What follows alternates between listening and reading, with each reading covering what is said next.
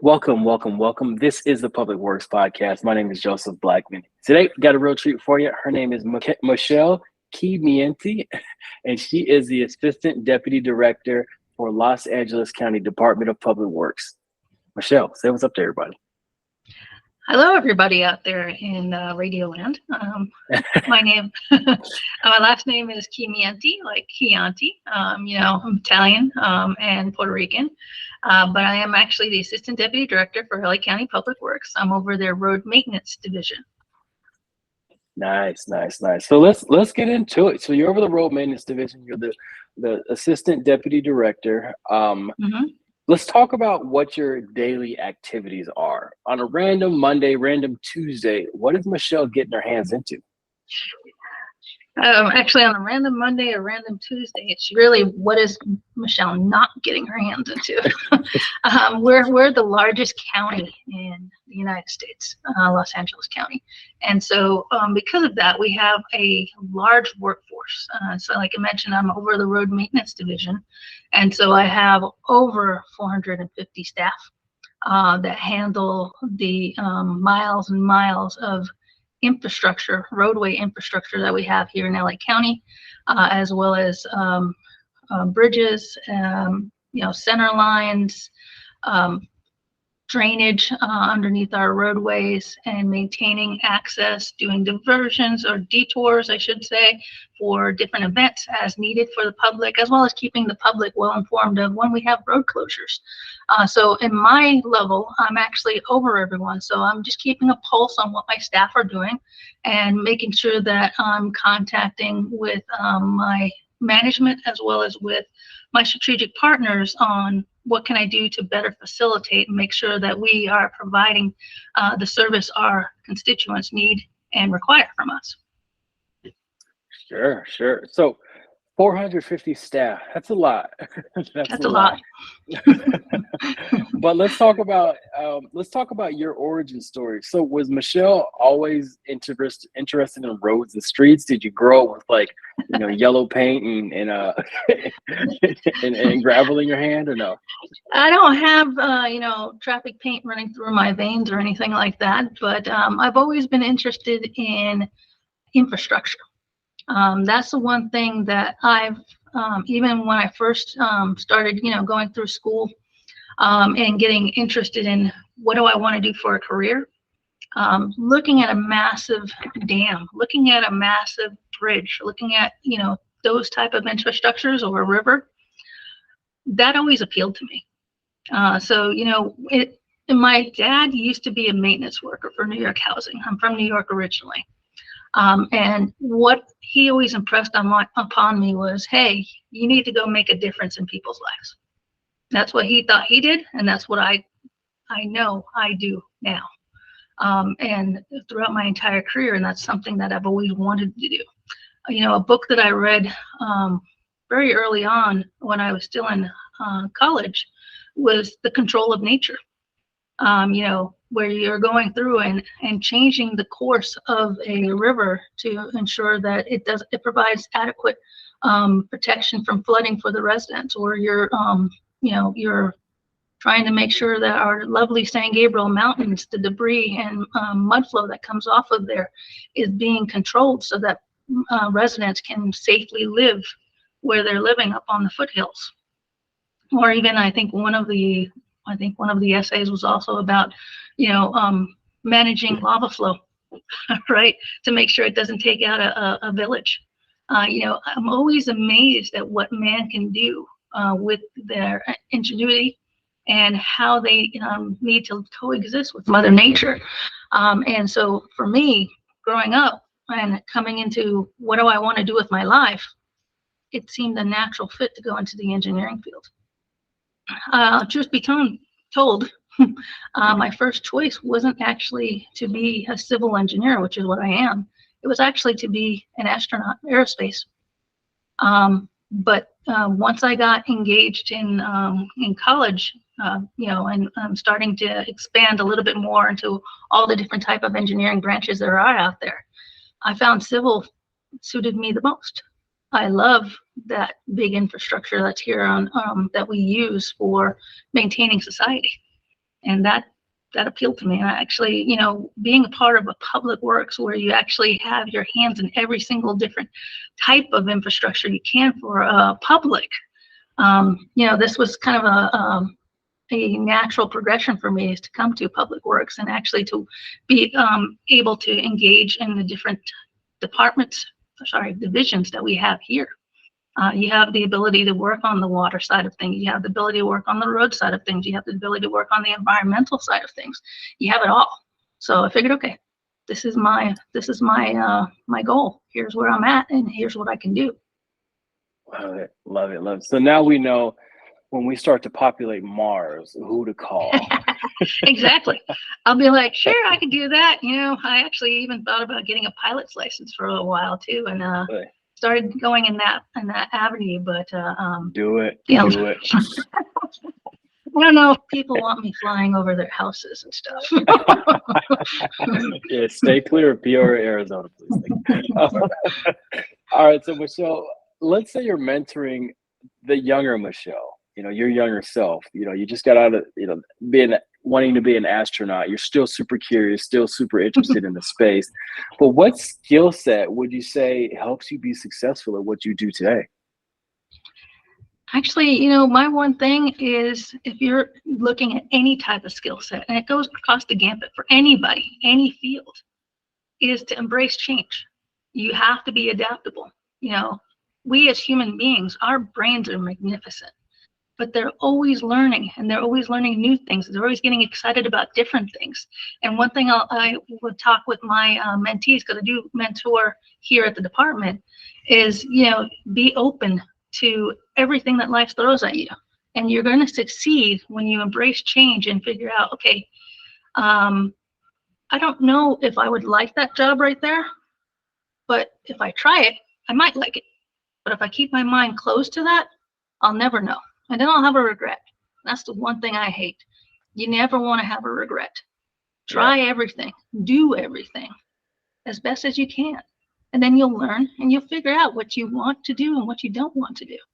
I worry when I get to the point where I'm going to be too scared to try something. I'm never too scared to try something. I'm usually the one that jumps in and goes, okay, I'm here. Wow. Okay, let's go. Let's roll. Here we are. You know, that's so interesting you say that, because I see that in our industry. You know, you have the people who've been at their job for 32 years, and you know, you could tell they're looking at the retirement side of things.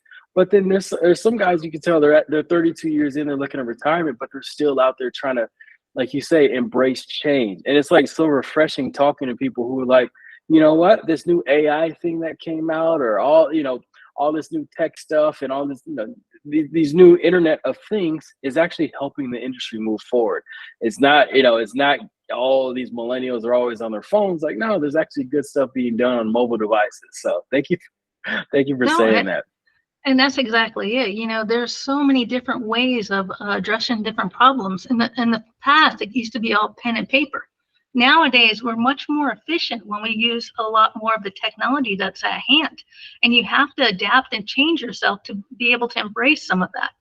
You know, when you become complacent or stagnant, that's when you start to figure out, okay, maybe I'm not happy. How do I engage myself and make myself happy? You kind of owe it to yourself and those that you're working with to make sure you engage every single day. And that's the one thing I try to do every single day. I engage, whether it be work or on the weekends, and, you know, life in general. Just engage. You'll never have a regret. If you don't have a regret, that'll be perfect.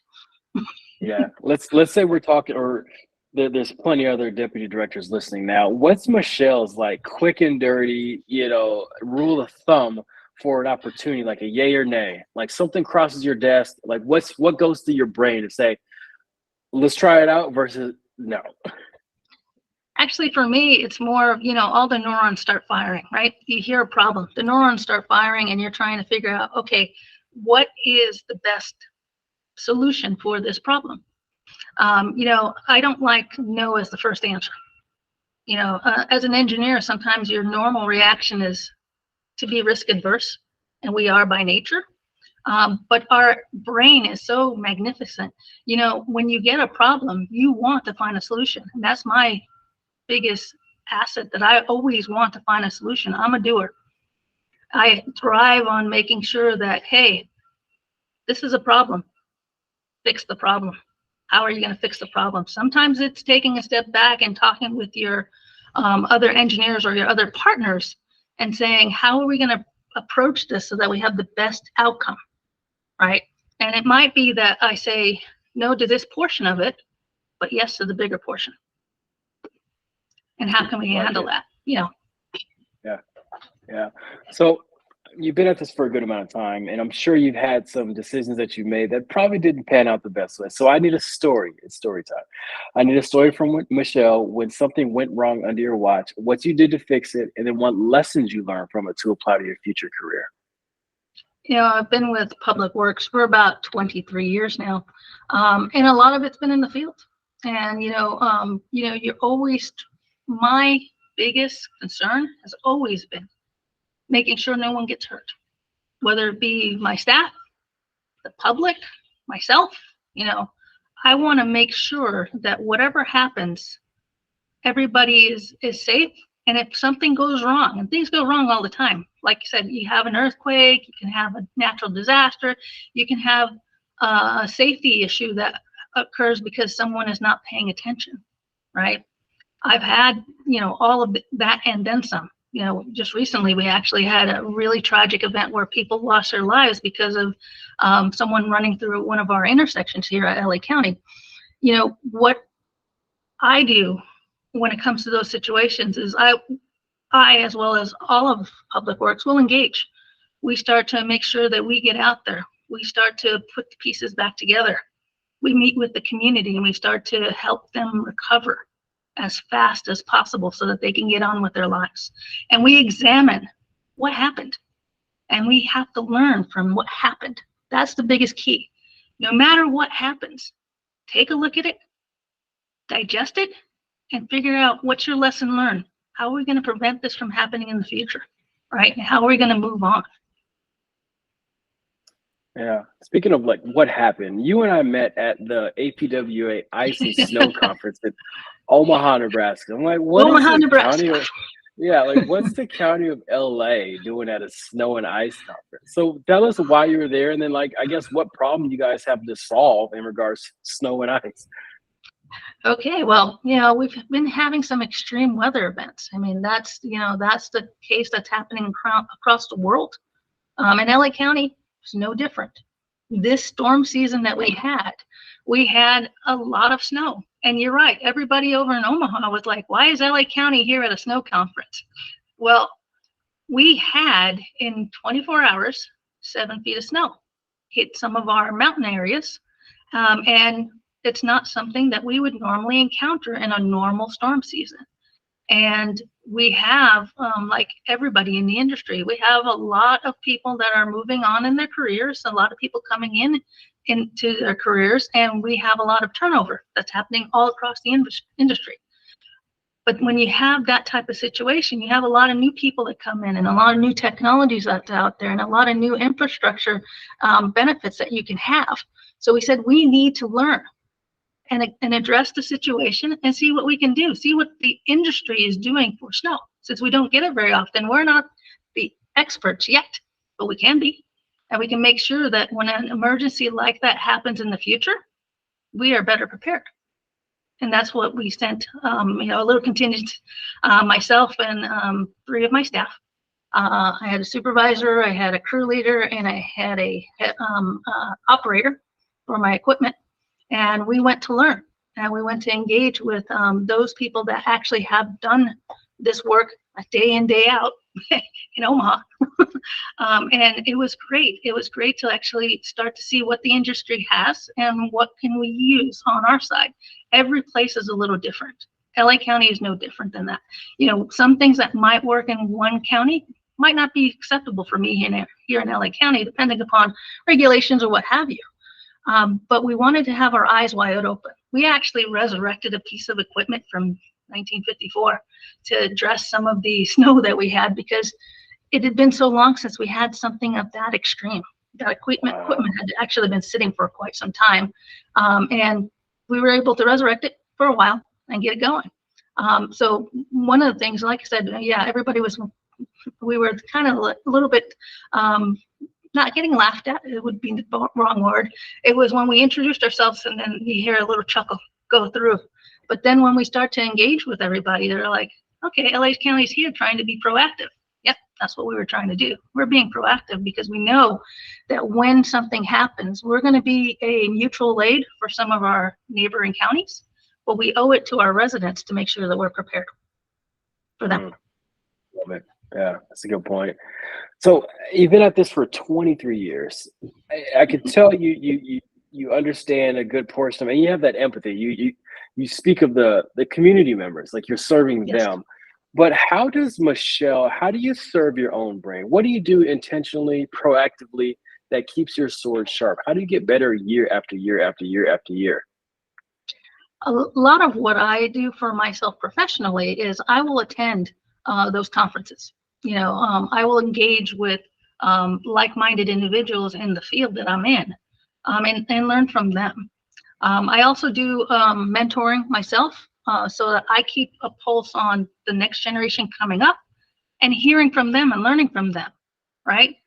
I know that I'm 23 years into my career. It's been a while since I've been brand new, but my eyes are still wide open and I'm still engaging every single day in everything that I do. And that's what I want to remind myself a lot of times is remember to still have that passion. Remember to still have that fire, right? One of the things I used to tell myself is, am I good enough? And I've had mentors tell me, even when I start to doubt myself, is, the county needs you. They need people like you. You're our next generation, and you have a fire that you need to make sure that you continue to keep throughout your entire career. How am I going to do that? I'm going to keep up on my learning. I'm going to keep up engaging with staff as well as with the public.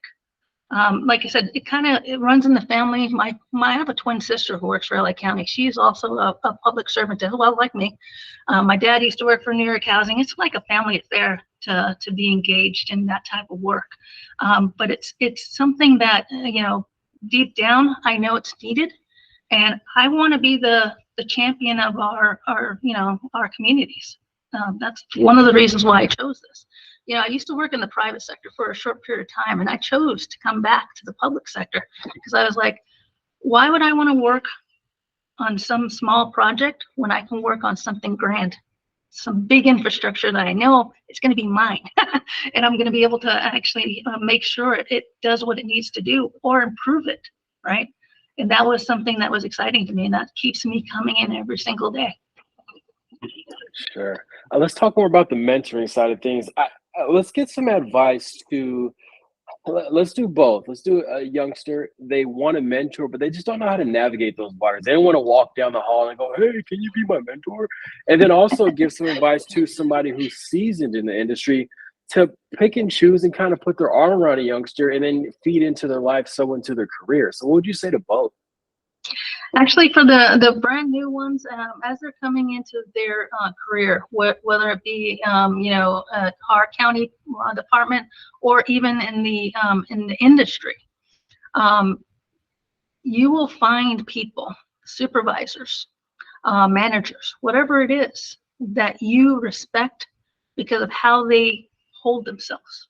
If you don't have a mentorship program already set up by your entity, that's what we here at the Public Works have, a mentorship program for our onboarding of our new engineers.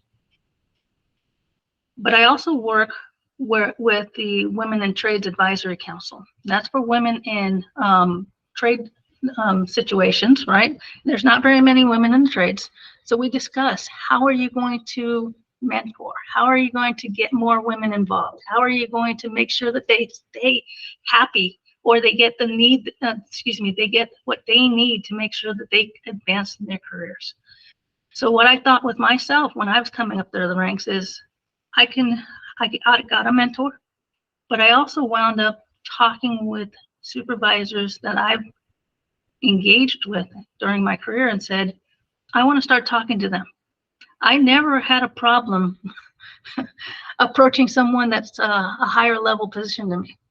I always said, I'm a human, they're a human. then I can open that discussion. And communication is always key. You know, you have to be able to say, okay, and if I'm a little bit of an introvert, which I am actually an introvert, I actually worked on myself to make myself an extrovert so that I could do my job better. But when you're a little bit of an introvert, just saying hi to somebody in the hallway and saying, can we have a few minutes to talk? No one's going to turn you down, right? Especially when they see you're coming from a space where you want to better yourself. I've never had anybody say, I don't have any time for you. And so, you know, I would say in that regards, you know, you would start the conversation if something is not there already, but there's also a ton of information on the internet to start to make yourself a little comfortable with, how am I going to approach this? Find someone that you respect. You respect how they handle themselves. You respect how they address the public. Or you respect how they address their staff, and go that route. And that's what I did. You know, I have mentored, but I also had other mentors that just approached me, or that I felt comfortable enough to actually call them mentor, even though they weren't one written down on paper. And I emulate their management style because I thought that's what I want to be when I grow up. And you go that route. Totally. And that passion and fire you speak of, how do you keep that lit? I mean, I'm sure there's weeks that go by, you're like, what did I even do last week? Did I just mail it in that week? And you're looking like, uh-oh, am I losing that fire, that passion? So how do you reignite it, or how do you even keep the fire lit? It's keeping the fire lit is not as hard as you think it would be. You do get, you know, to the point where sometimes, okay, I see what our community goes through. I mean, we're all living in the same area. LA County, I live in LA County. I work in LA County. I drive around. I see all the things that are happening here. So how I keep the fire lit is by keeping my eyes open and seeing what's happening. What am I seeing is happening on our streets? What am I seeing is happening in our communities? What am I hearing is going on? One of the things I've always said, you know, is I want to make sure that I know what's going on in my community. I want to make sure that I'm a part of a solution for that community. And I do that in a couple of different ways. One of the ways I do it is volunteer work. I volunteer for disaster communications. I'm a ham radio operator. And it was my way of saying, okay, when we have a big emergency, am I going to be able to make sure my family is okay? Am I going to be able to make sure my neighbors are okay, right? How do I make sure that I am part of a solution? I'm doing that. And then when you start to engage with those other entities, whether it be Red Cross or, you know, or DCS or something like that, you start to get put in with other like-minded individuals, and that passion feeds my passion. And it makes me keep that fire going. It never gets fully doused out, even if I'm having bad day upon bad day for a week. It's all right. It's got a little spark, and as soon as that spark goes off, I'm on flame again, and here we go. Love it. Love your attitude. When you think about your position, what do you think your position, your seat, Deputy Director, Roads and Streets, LA County, what will they be solving 50 years from now? Like, what's the future of your position look like? For LA County, for road maintenance, obviously, you know, we're it's the transportation. You know, transportation in 50 years from now is going to look a lot like it's going to have roadways, but you're going to have a lot more of the AI engagement. I mean, coming into this field, you have a lot of new infrastructure coming in to say, how do we keep track of the traffic safety that's going on? How am I keeping track of the speeds that are going through a community? How do I know that you know, the red lights and the green lights are working properly? You know, all of that infrastructure that's coming in is going to actually be improved tenfold with the use of efficient software and efficient electronics. And it's going to be able to have someone monitoring that, or an AI monitoring that and giving us feedback. We have a problem here, then we can actually engage our boots on the ground to go investigate and handle the problem, and we'll be much more efficient. Like I said, we are so large. You have to have that technology, and we are moving very forward on that technology, but you have to have that technology so that we can be more efficient. We can actually engage as we need to engage, and we can, you know, get things done, basically. Make sure that the public has the opportunity to you know, drive to grandma's house and come back in an acceptable amount of time safely. So. Yeah, speaking of engaging, I always like to ask the question, how does Michele mindfully disengage? You got 450, you know, staff members, LA County, the largest county in, you know, the universe.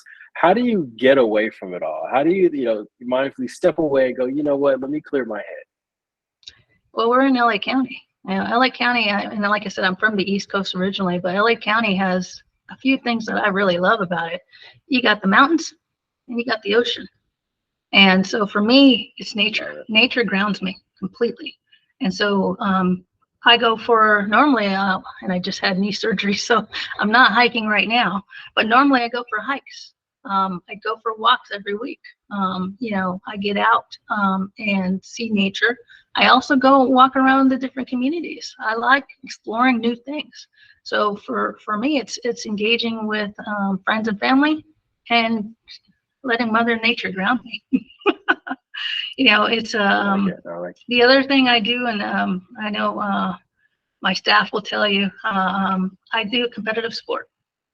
So I fence for the U.S. At a national level, and one of the things I always tell them, I said, if I'm not fencing, there's something wrong, because now I'm not able to actually, you know, I can spar with the coach if I've had a bad day, get all my aggressions out, and I'm nice and calm the next day. It's because I've gotten aggressions out that, you know, I've worked on things through my head. One of the things I love about fencing is I can't be thinking about some email that got shipped to me if somebody's in front of me with a sword, because they're only going to beat the crap out of me. Sorry. They're only going to beat me. And I need to focus. And so that focusing allows me to disengage with whatever's happening on the outside and focus my energy just into the short-term goal of sparring or fencing. Sure, I like it. It's always interesting to hear the hobbies of high performers, because it's never like, oh, you know, I go, you know, throw darts. It's like, no, I put, you know, rockets in the air, which is fencing to me. So forth. What would you say is the biggest misconception about your position? Let's say I asked one of your friends, like, what does Michele, and they don't work with you, what does Michele do all day, every day for the community? What would they get totally wrong in answering that question? I think what they think is that at our level, that we are in a building and we're disconnected. We're in a building, we're engineers, we're discussing things in a building, we're disconnected from what's happening in reality. And that can't be the farthest from the truth. You know, I make it a point to engage with my staff, which are the boots on the ground. We make it a point for our staff to know their community, including us. I make sure that if we have a town council meeting, if they need me there, I'm there. If we have a community engagement, they need me, I am there. And my community, all of our different respective divisions are there, because we're there to make sure that we hear from our community, and we want to make sure that they know what we're doing for them. And if they have comment, you know, we want them to be part of the solution, right? Tell us what you need and we will engage with you, whether it be one-on-one or in a community meeting setting, right? Town council meeting setting, at a ribbon cutting, whatever it is. You know, we also have the way, you know, where the members of the community can actually send in questions or requests for services on our website, and we engage all the time. So if we hear something, and whether it come from the individual community member, our Board of Supervisors office, or from just a phone call to one of us, we will make sure that we address it. Okay, I like it. I like it. What's the most, I guess, common text message you get from people around the community? Like your friends, they say, hey, Michele, why doesn't this green light work on this one street? Or, you know, why are these lines crooked? Why is it so much traffic all of a sudden at this time on this one street? What's the most common text message you get from family and friends? Family and friends is going to be usually, did you know this road was closed? I'm like, yes, it's on our website. We have a road closure website. We keep it up to date all the time. Look at the website. Yeah. Gotcha. All right, Michele, let's say you're commissioned to put up a billboard, and this billboard is in the most trafficked area of LA County. What ask of your community in regards to roads would you put on this billboard? On a billboard. So if it's in regards to roads, it is traffic safety is everybody's responsibility. Be a part of the solution. You know, a lot of times, especially now, as of you know, since the pandemic and everybody moving forward, what I'm noticing is we've got a lot more cars on the road. That's good. But members of the public need to make sure that they are engaged while they're driving their vehicles, so that you don't have an accident where someone is harmed with something that was preventable. You know, safety should always be first. You know, as a field division, one of the things I always worry about is the safety of my staff, my crews in the field, because they are in a high threat environment when they're working in the field. And that's something for the entire traffic industry, transportation industry. And one thing I do want is for all of us to be mindful of when we're engaging in driving a vehicle or engaging on the roadway, to be aware of your surroundings and to make sure that you're not distracted. Okay. Let's say an operator of yours is listening. What would you say would be the biggest pat on the back from a community member for your operator? And I always preface it this way, like the best thing for them might be a trophy. Oh, you guys got this done at a certain amount of time, and they really like that type of pat on the back. Like, what would that be? The best pat on the back for an operator of yours? For our operators and for any of my field staff, I mean, they know their communities. They love their communities because that's where they work every single day. And for them, you know, when they get something from a member of the public saying thank you for facilitating whatever it was, filling a pothole, putting up a, making sure that our traffic safety mobility unit reviewed whether a street sign should be going up or not, putting up bollards to make sure that the flow of traffic is correct. You know, their main pat on the back is, okay, I made it safer. And they expressed gratitude for me making it safer. So that's what it is. It's, okay, you know, to feel the immediate and impact that you have on that one constituent, because it starts with one. And it can, one can make a community or can make a town, can make everything. Yeah. No, I like it. Thank you for the answer, because I'm always curious, or I always like to allow the community members to know like how to thank our guys out there in the yellow and orange vests, you know, how to thank the operators out there in the middle of the streets. Because one thing sat with me, a guy told me, he was like, these orange vests are for visibility so people can see us. But he says at times it feels like they make you invisible, because people drive right by you. They don't act like they see you, you know, you're in the way. So yeah, thank you for that. Mentors, I always like to leave a space on the show for you to thank mentors that you had along your journey, and then also offer up a word of inspiration and motivation to your industry counterparts. Oh, I've had so many mentors through the career. You know, it's people that I've chosen, people that have chosen me. You know, a lot of you know, being here for so long, a lot of my mentors are moving on, rightfully so, into retirement, right? And I'm like, okay, Michelle's not the last girl standing, but you know, you see that progression and you want to say thank you for showing me that I can do it. Thank you for leaving me the legacy you've left for me to continue on, because they've instilled in me that I can do what I need to do for the public.